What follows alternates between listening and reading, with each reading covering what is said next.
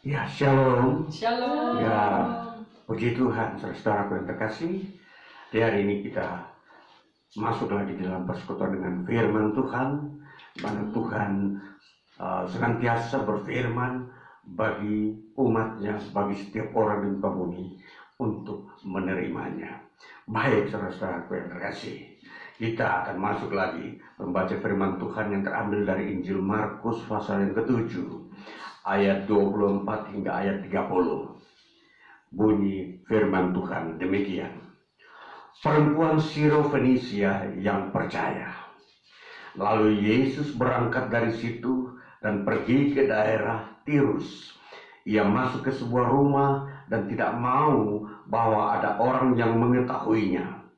Tetapi kedatangannya tidak dapat dirahasiakan. Malah seorang ibu yang anaknya perempuan kerasukan roh jahat segera mendengar tentang dia, lalu datang dan tersungkur di depan kakinya. Perempuan itu seorang Yunani bangsa Sirofenisia. Ia memohon kepada Yesus untuk mengusir setan itu dari anaknya. Lalu Yesus berkata kepadanya, "Biarlah anak-anak kenyang dahulu, sebab tidak patut mengambil roti yang disediakan bagi anak-anak dan melemparkannya kepada anjing." Tetapi perempuan itu menjawab, "Benar Tuhan, tetapi anjing yang dibawa meja juga makan remah-remah yang dijatuhkan anak-anak." Maka kata Yesus kepada perempuan itu, "Karena kata-katamu itu, pergilah sekarang, sebab setan itu sudah keluar dari anakmu."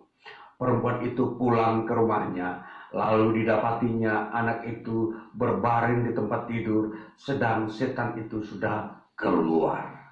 Ya, saudaraku yang terkasih, ya, kita hari ini diperhadapkan dengan sebuah fakta firman Tuhan tentang kuasa Tuhan Yesus melakukan mujizat, yaitu mengusir roh setan dari seseorang.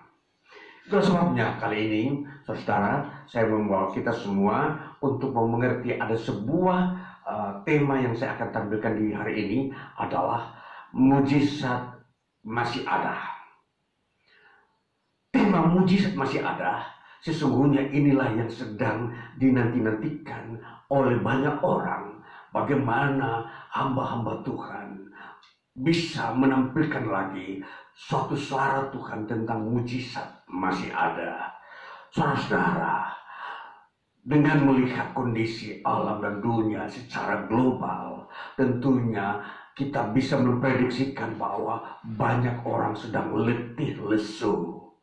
Banyak orang mengalami sebuah beban yang memang kalau diperhadapkan dengan manusia, maka manusia dapat berkata beban ini berat.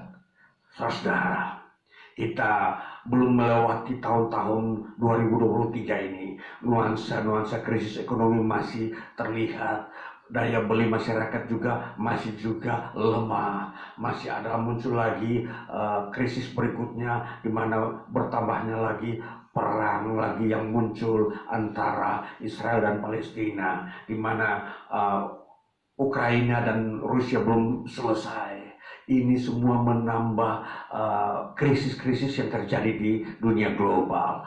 Bahkan para pakar politik berkata bahwa krisis belum sempat berakhir oleh karena muncul lagi suasana-suasana dunia yang tidak aman. Saudaraku yang terkasih, maka dari semua ini kita akan memberikan sebuah gambaran dunia manusia saat ini yang kita lihat detik-detik ini di abad ke-21 ini, bahwa kelesuan-kelesuan sedang terjadi. Namun saudara-saudara, saya mau memberikan sebuah obat bagi kita, obat bagi setiap orang yang mendengarkan firman Tuhan. Pemberitaan firman Tuhan di hari ini lewat channel ini saya mau sampaikan, saudara-saudara, perhatikan firman Tuhan bahwa saudara tidak akan lesu lemah bila saudara memperhatikan firman Tuhan dengan baik. Nah, sebabnya hari ini kenapa firman Tuhan ini ditampilkan mujizat masih ada. Saudara, mujizat masih ada. Itu adalah sebuah tema yang didengungkan kepada manusia agar manusia memiliki pengharapan. tidak jatuh dalam kelesuan-kelesuan yang sedang terjadi saat ini, supaya mereka bangkit, ada harapan datang kepada Yesus. Jadi ini saudara-saudara, sesuai dengan situasi yang ada, kita melihat ada seorang ibu mengalami sebuah situasi yang begitu pelik, saudara-saudara. Kalau kita memperhatikan kondisi ibu yang sedang ditampilkan oleh Injil Markus di sini, di mana Yesus pergi ke sebuah kota yang namanya kota Tirus. Di situ dikatakan Yesus berangkat dari situ dan pergi ke daerah Tirus. Tirus, saudara, adalah sebuah kota yang ada di sebelah utara Galilea. Dan Tirus ini adalah sebuah kota yang berada di luar wilayah Israel. Tentunya daerah itu dihuni oleh masyarakat keturunan Yunani yang lebih banyak berimigrasi di kota ini. Saudara, jadi kalau kita mau mengingat, ya,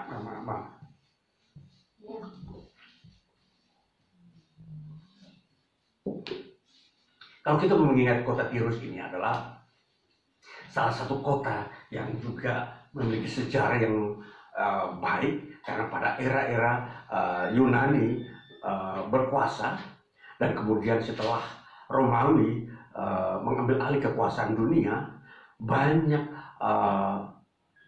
penduduk-penduduk Yunani yang berimigrasi keluar dari Israel dan tinggal di kota ini. Nah, jadi kota ini adalah kota majemuk, kota pluralis, di mana masyarakat di luar Israel atau masyarakat yang heterogen menetap di kota ini. Nah, kalau kita bandingkan kota ini sekarang berada di wilayah Syria, ya. Jadi 40 km kurang lebih dari Galilea, dari wilayah Galilea. Nah, saudara-saudara, kalau kita memperhatikan kota ini, Yesus ke sana dikatakan berdiam-diam, tanpa sepengetahuan seorang pun. Tentunya untuk masuk sebuah kota agar tidak diketahui oleh masyarakat, maka harus datang atau masuk di kota itu harus sebelum malam. Atau dengan kata lain, kalau kita perhitungkan jam sekarang ini antara jam 6 sore dan sampai jam 7 paket setengah 8 malam harus bisa masuk di kota itu. Saudara, ini sebuah prinsip bagaimana merahasiakan diri pribadi terhadap masyarakat kota setempat. Nah, Yesus melakukan hal itu karena tentunya Yesus sendiri ingin melakukan sebuah pelayanan secara pribadi, tidak secara umum, ya, memasuki kota tersebut. Nah, dalam posisi di mana hari belum terlalu gelap, semua orang sudah masuk rumahnya, dan Yesus dan murid-muridnya tiba di kota itu dan langsung menuju ke sebuah rumah tempat penginapan. Tahu-tahu aura Yesus dicium oleh seorang ibu ini.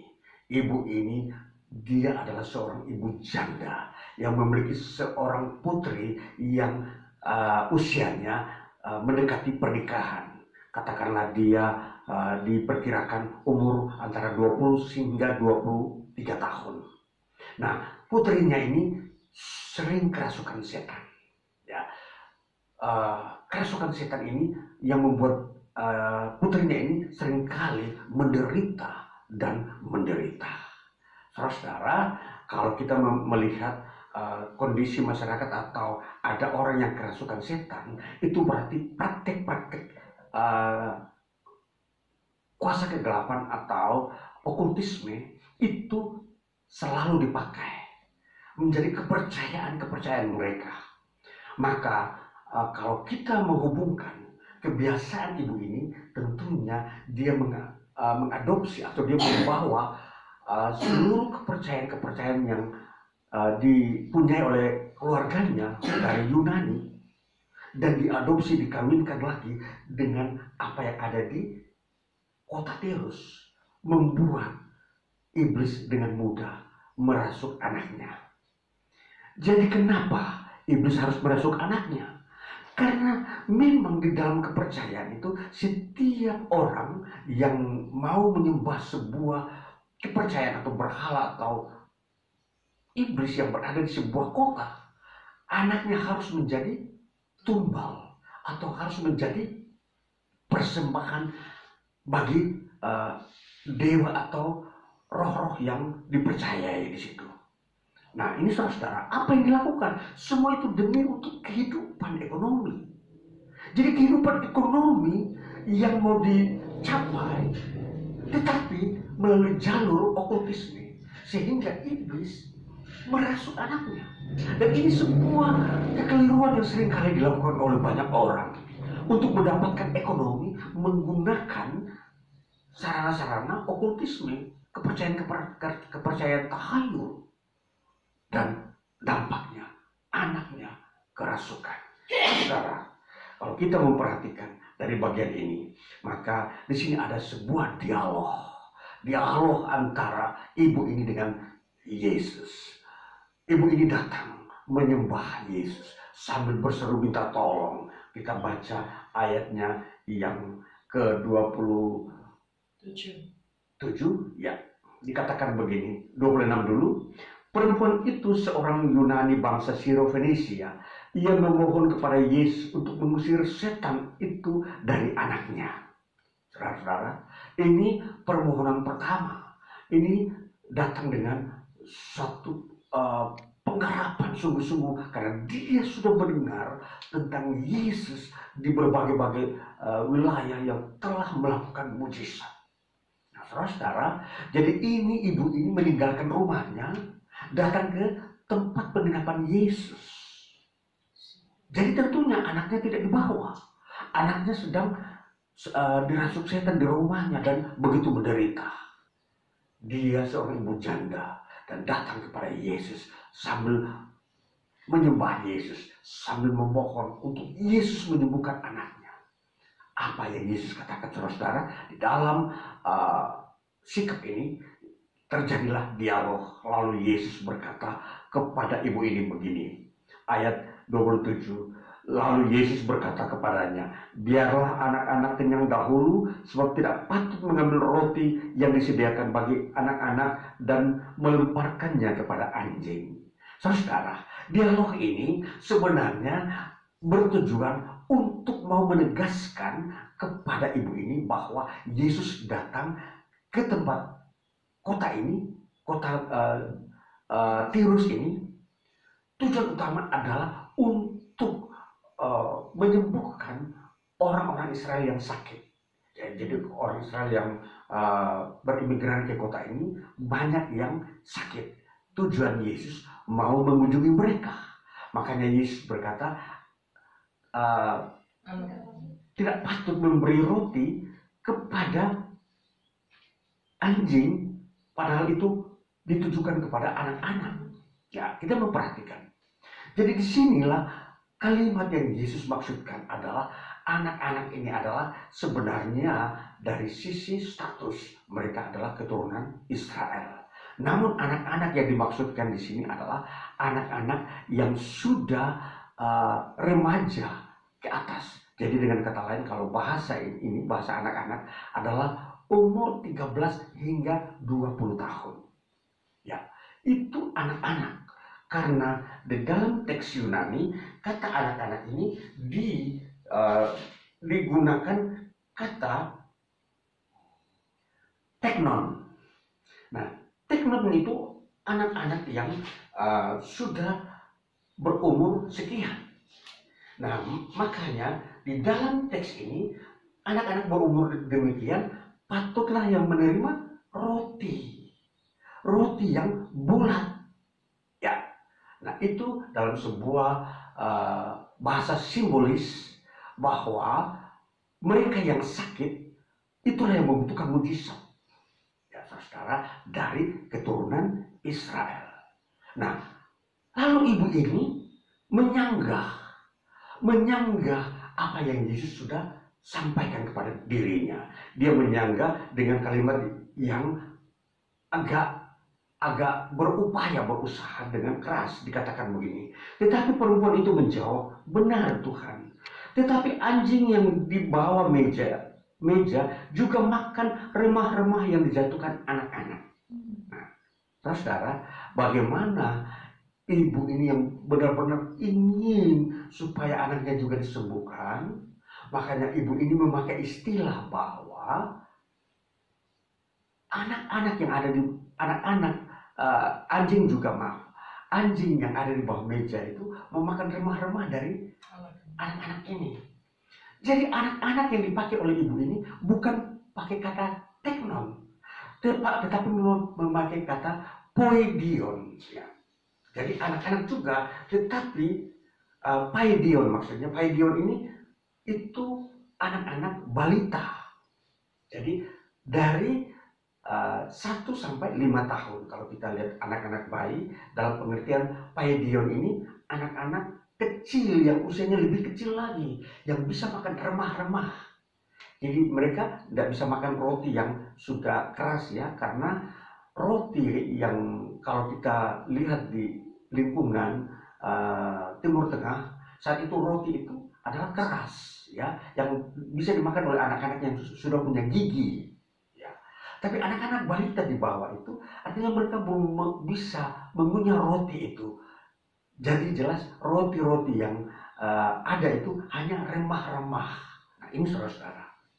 Remah-remah itu, kata ibu ini, itu dimakan oleh anak-anak bayi, balita. Yang jatuh dari meja anak-anak yang sedang makan roti tadi. Nah ini gambaran simbolisasi daripada bahasa ibu ini kepada Yesus, bahwa sekalipun dia bukan keturunan Israel, tapi dia ingin berhak mendapatkan roti walaupun itu remah-remah. Saudara, kalau kita perhatikan apa yang Yesus tampilkan, bahwa anjing yang ditampilkan di sini, Yesus katakan Yesus mau memberikan roti dulu kepada anak-anak, bukan untuk dilemparkan kepada anjing. Nah, anjing di sini sebenarnya adalah dalam teks Yunani bukan anjing besar. Kalau bahasa Inggris bilang dog ya, tapi bahasa anjing kecil bahasa Inggris dibilang puppy. Nah, disinilah kalau kita melihat bahwa Yesus memakai kata puppy dalam bahasa Inggris, bukan pakai dog. Nah, kata ini kita lihat dalam bahasa Yunani memakai kata kunaria. Kunaria itu artinya anjing-anjing piaraan yang masih kecil, yang baru dilahirkan oleh induknya kurang lebih antara 1 minggu sampai 3 minggu. Itu anak-anak anjing yang masih lucu-lucu, yang memang tetap menerima makanan walaupun remah-remah, tetap dimakan. Nah ini gambaran bahwa Yesus katakan bahwa orang-orang yang belum menjadi status orang Israel itu dianggap belum dewasa. Mereka itu tidak layak menerima roti, tapi hanya remah-remah. Saudara, jadi berkat yang ada di dalam roti ini itu disimbolisasikan dengan mujizat. Maka dengan kata lain bahwa kalau Yesus mau menyembuhkan atau membuat mujizat, diutamakan adalah orang-orang Israel. Saudara, ini keutamaan pelayanan Yesus. Dari pernyataan Yesus ini, itu kita sudah mengerti bahwa dia datang ke dunia untuk mencari orang-orang Israel yang terhilang. Orang-orang Israel yang masih sakit, yang dirasuki oleh setan. Namun kita melihat ada upaya bangsa lain yang mau mendekati Yesus, yang mau juga ingin makan roti walaupun itu remah-remah. Dan ini mata ibu janda ini ingin memang makan, karena dia sudah melihat bahwa hanya di dalam Yesus ada mujizat. Saudara, iman yang ada pada ibu ini sesungguhnya ini jarang terjadi. Banyak orang yang di luar Israel, mereka merasa tertolak karena Yesus datang bukan untuk mereka, menurut anggapan setiap individu dari bangsa-bangsa lain. Namun mereka belum pernah melihat bahwa ada anugerah yang paling besar dalam pribadi Yesus. Apa itu? Yaitu kalau ada orang-orang yang bukan Israel datang dengan penuh kesungguhan hati dengan iman, maka mereka layak juga menerima. Jadi tidak menutup kemungkinan bagi bangsa lain untuk menerima anugerah kesembuhan mujizat dari Yesus. Inilah pemandangan iman Kristen di dalam Kristus Yesus. Maka setiap orang, baik dia Israel atau non-Israel, mereka layak bisa menerima mujizat. Asalkan dikatakan mereka datang dengan penuh percaya. Nah, inilah kunci mujizat masih ada. Kalau kamu datang kepada Yesus dengan penuh percaya, maka mujizat itu pun bisa dibukakan kepada saudara. Saudara, di era ini kalau kita memperhatikan seringkali mujizat masih ada itu kurang dikumandangkan, kurang didengungkan dan diperdengarkan. Sehingga kalau ada krisis maka lesulah semua orang. Banyak orang ikut-ikutan mengalami pengaruh virus daripada krisis. Tapi saya mau katakan, firman Tuhan adalah sesuatu yang bersifat spirit semangat untuk memberikan kekuatan bagi manusia untuk menghadapi virus-virus yang melemahkan itu, virus-virus krisis. Kita tahu, kita boleh membandingkan, saudara boleh membandingkan diri saudara masing-masing dengan ibu ini. Ibu ini seorang janda dan dia mempunyai anak kurang lebih umur 22 tahun. Sedang kerasukan setan. Apa sikap saudara bandingkan dengan ibu ini? Dia begitu tegar dan kuat menghampiri Yesus. Bisa saja ada hambatan-hambatan kecil yang dihadapi ibu ini ketika mau menghadapi Yesus. Apa hambatannya? Tentunya di situ masih ada murid-muridnya yang kalau ada orang-orang yang dalam pemandangan mereka tidak memenuhi standar menghadapi Yesus, mereka bisa hambat dulu, mereka bisa cegat dulu. Jangan, Anda bukanlah orang pertama yang harus ditolong. Itu peranan murid-murid ketika hadir di tengah kerumunan massa. Tapi ternyata ibu ini bisa masuk dengan begitu semangat melewati hambatan-hambatan itu dan langsung duduk di depan kaki Yesus. Di depan kaki Yesus dia duduk dan dia langsung memohon permasalahannya. Dia mempunyai beban. Dia berkata, Yesus, tolonglah aku, sembuhkan anakku yang sedang kerasukan setan hari ini. Saudara, anaknya tidak dibawa. Yesus tahu orang kerasukan setan tidak mungkin bisa berjalan tenang dalam sebuah perjalanan. Maka dia tinggal di rumah. Namun setelah melihat sebuah upaya keras dari ibu ini, Yesus berkata, kata-katamu itu menolong kamu sendiri. Dikatakan pada ayat yang berikutnya, dikatakan pada ayat 29. Maka kata Yesus kepada perempuan itu, karena kata-katamu itu, ya, kata-katamu yang mana tadi? Yaitu anak-anak juga bisa makan dari remah-remah. Itu kata-katanya ibu itu. Dan Yesus tegaskan ulang, karena kata-katamu itu, pergilah sekarang sebab setan itu sudah keluar dari anakmu. Pergilah sekarang. Kapan? Sejak kata-katamu itu keluar. Itu saat itu setan keluar dari anaknya. Saudara-saudara, ini mujizat. Tanpa harus dibawa kepada Yesus. Hanya ibunya yang mewakilkannya sudah menghasilkan mujizat. Saudara, ini mujizat ini yang kita harus perhatikan sisi yang ini. Bahwa tidak ada pasien, tapi hanya perwakilan orang tua datang dengan iman. Tentunya orang kerasukan setan tidak mempunyai iman, saudara. Seseorang dirasuk setan tidak bisa berdaya. Dia seperti diikat, mulutnya ditutup, tidak bisa berkata-kata, matanya ditutup, kakinya diikat, tangannya diikat, hanya memikul penderitaan. Dia tidak mampu membawa dirinya kepada Yesus. Hanya ibunya menyampaikan itu kepada Yesus. Yesus mengerti bahwa permasalahan ini membutuhkan iman daripada orang tuanya. Saudara, jadi kita memperhatikan kasus ini khusus. Jadi membutuhkan iman dari orang lain atau orang tua yang bisa menghasilkan mujizat. Saudara, mungkin ada saudara, keluarga saudara yang tidak bisa hadir di hadapan Yesus ketika Yesus melakukan penyembuhan. Mungkin dia ada di ruang ICU. Tapi saudara sebagai keluarga, orang tua dan siapapun, ketika saudara membawa kenalan atau anak saudara kepada Yesus, dia dikatakan dia sembuh hari itu. Saudara, kita perhatikan mujizat seperti ini, kita harus tahu ukurannya. Kita datang dengan iman, berkata kepada Yesus, tolonglah anak saya lagi menderita, tolonglah saudara saya masih di ICU, tolonglah saudara saya membutuhkan pertolongan Tuhan dalam ruang operasi, tolonglah.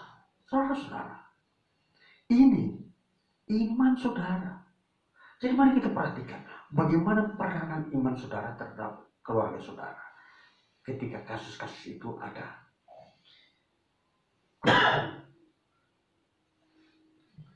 Jadi kembali saudara, mujizat masih ada.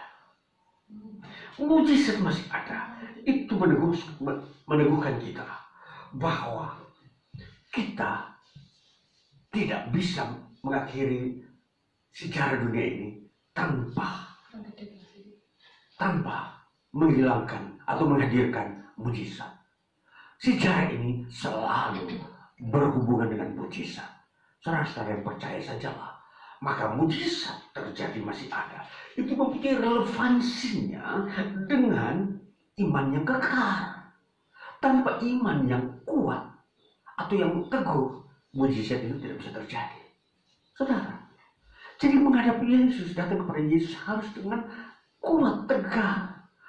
Ada hambatan apapun, langkahi itu, lewati itu, datang kepada Yesus, katakan kepada dia, di hadapan dia, Tuhan, tolonglah saya, saudara saya siapapun yang saudara bawa di dalam beban hidupmu ini, suami saudara, keponakan,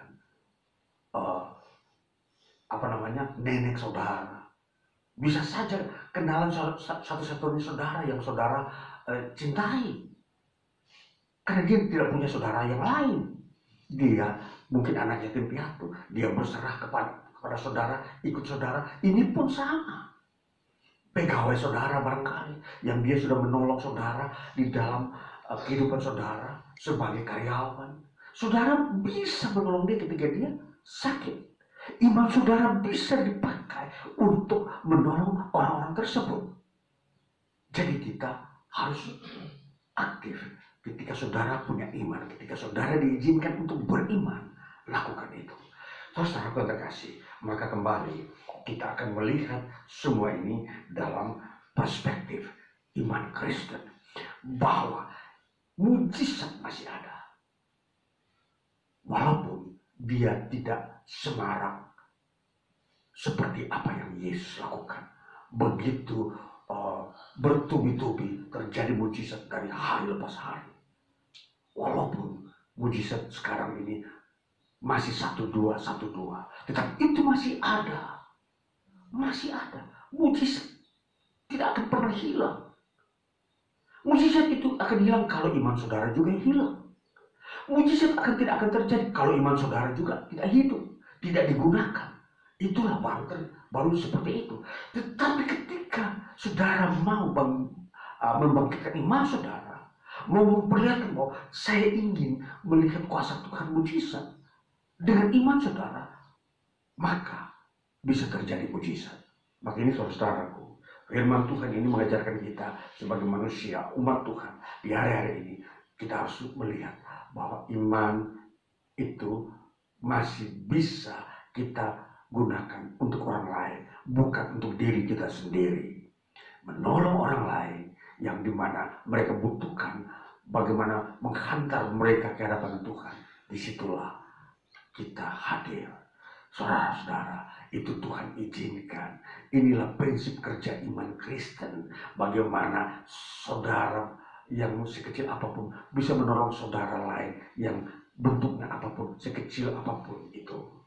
Maka inilah saudara-saudara, kita sebagai umat Tuhan, sebagai gereja Tuhan, jangan biarkan iman saudara ada di dalam sebuah kotak yang tertutup rapat, yang tidak bisa terpakai, yang sudah dimasuk di dalam sebuah peti dan itu sudah tidak lagi aktif dan sudah dibekukan di dalam kulkas atau freezer. Jangan. Iman harus buka, keluar dari peti itu dan biar dia hidup. Biar dia itu berpengaruh, biar dia itu bisa menolong, membawa orang lain mendapatkan anugerah Tuhan, pertolongan, jamahan, dan mujizat. Saudara, ini yang harus kita lihat. Maka hari ini saya sampaikan firman Tuhan ini supaya kita bangkit. Pergunakan imanmu sekecil apapun untuk menolong orang lain atau saudara, keluarga saudara, sahabat saudara, karyawan saudara. Biar hari ini kita meneladani seorang ibu dari Yunani ini, seorang berkebangsaan Syro-Fenisia. Kalau kita sekarang lihat bangsa ini adalah bangsa Suria, ya, bangsa Syria maksudnya, Syria yang ada di utara Israel. Dan ini kota ini atau bangsa ini sebenarnya komunitasnya adalah pluralistik. Begitu banyak bangsa-bangsa tinggal di kota ini, kota Theos. Jadi saudara-saudara, baiklah Tuhanlah yang datang kepada berbagai-bagai beragam jenis suku bangsa.